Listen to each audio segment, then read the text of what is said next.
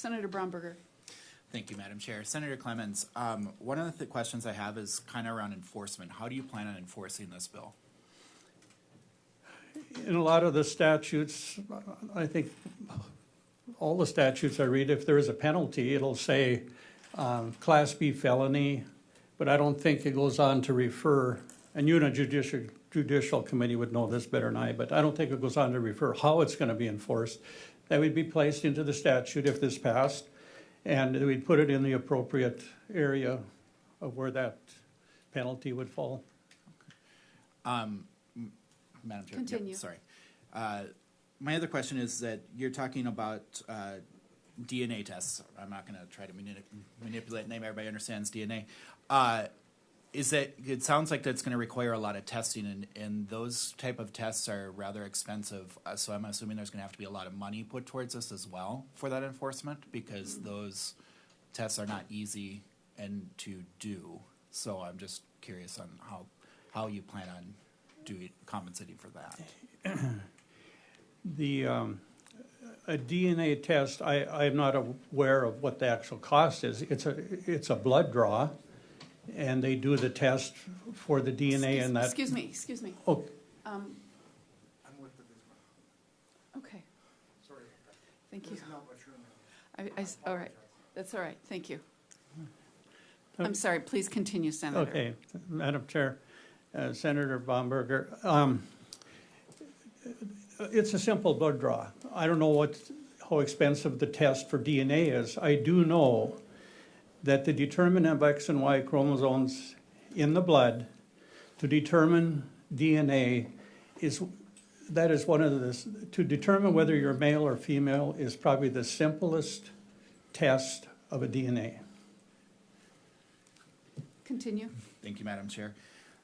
So I guess if somebody misgenders somebody and calls you a female instead of a male, for instance, and you file a complaint, is that going to require you to submit a DNA test to determine that? The bill, if it is not the intent of the bill for me to defend myself if somebody said you're a man or a woman or whatever, if someone, let's say, comes into school and says, let's say they're a boy, but they come to school and say they're a girl. As far as that school is concerned in this bill, that person is still a boy. If it becomes contested, the burden will be on the girl, the so-called girl, or the boy, to prove that he is a girl. This is basic. This is not complicated. You go by your birth certificate. You are determined a male or female. And if someone wants to change their sex in relation to their biological sex at birth, then you as a man prove that you're a girl. Yeah, continue. Senator, have you heard of the term intersex? I have. And Senator, that is an actual biological thing where someone is born with both sets of genitalia. Okay. So where would that comply with this? We could deal with that. I don't address that in this bill. And I don't know how prominent that is. I don't think that it's a very prominent factor with birth. Now, is there an exception? Could be. I've heard of it. I haven't studied it or researched it.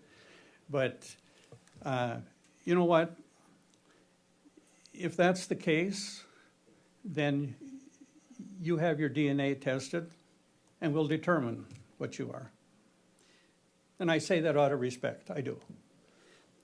Senator Clemens. Yes. Would something like that apply if somebody is addressing me on the record as Madam Chairman? Chairman? Yeah. You know, I mean, just repeat that. If they're saying man instead of chairwoman or just chair, yeah. Would that apply if somebody is calling me Madam Chairman? I don't think my bill is going to refer to that. This is more determining be treated as a, or not, maybe not treated is the right word, but you go by your sex as determined at birth. There, even in our Constitution, the U.S. Constitution, written many years ago, it'll refer to mankind. Sure. That refers to everybody. All right, thank you. Any other questions for Senator Clemens? Thank you, sir. Oh, Senator Sickler. Thank you, Madam Chair. Senator Clemens, maybe just stepping back a little bit, trying to understand the particular issues that the bill is intended to address. Could you talk about what is actually, what your understanding is of what's actually going on, and keeping it limited, I guess, at this point, probably to the public entities, whether it's K through 12 or higher ed or state agencies, kind of what you see as the intent? As to why this is written, pertaining to those different areas, correct?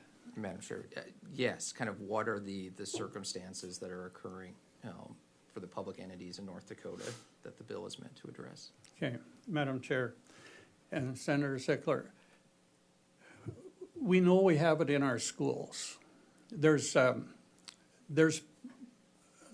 I'll make a specific reference to a principal that resigned his position in a Grand Forks school this past year in 2022, because the administration in that school was promoting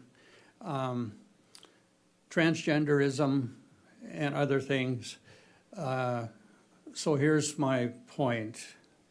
What are we doing to our children with public funds and having things contrary to a biological sex at birth, let's say? So you're teaching, supporting, promoting a young boy in that school.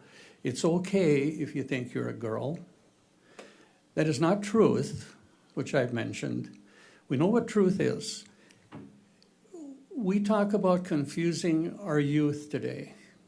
This is just another burden on these young kids that are still formulating in their own minds who they are. And I'm not talking necessarily about sex.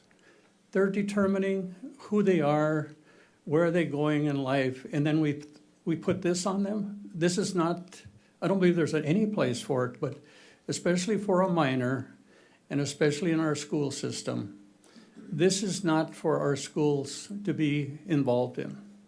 We have enough problems trying to teach ABCs, let alone this. Thank you. Continue. Could I interrupt for a second before you continue? Of course. Please put your sign down. We're going to have information provided at the podium and not through the audience. Thank you. Please continue. Thank you, Madam Chair. Just one additional question. Is the intent, I'm just looking at the language, particularly I think subsection 3, where it refers to any entity. So is the intent any entity that would be receiving state funds? Would it include private companies that have service contracts with the state or provide professional services, or is the intent more to state entities? If the way my bill is written, if anyone's receiving state funds, which is really people's funds, we say that all the time, this is the people's house, this is the people's money. I want this to be a fair playing field. I don't want the fact that, okay, so our government, our legislature is comprised of all people in North Dakota, whatever your views are. And I feel it's only considerate that we support and we represent all people. And if we go down this line of supporting someone that we know is not true, then we're giving we're slanting our support to one group of people over another. I think this causes, I know people on the other side might disagree, but when we start doing that, especially with money, you create diversity. in your state. You really do. This doesn't bring people together by favoring one group over another. Thank you. Okay. I have asked you once to put your sign down. If I have to ask you again, I'll have to ask you to leave the room. Thank you. I've also neglected to tell the people in the room that we will go until 11:15 on this bill and no longer. So if you could try to keep your comments concise, I'd appreciate it. Thank you. Any other questions for Senator Clemens?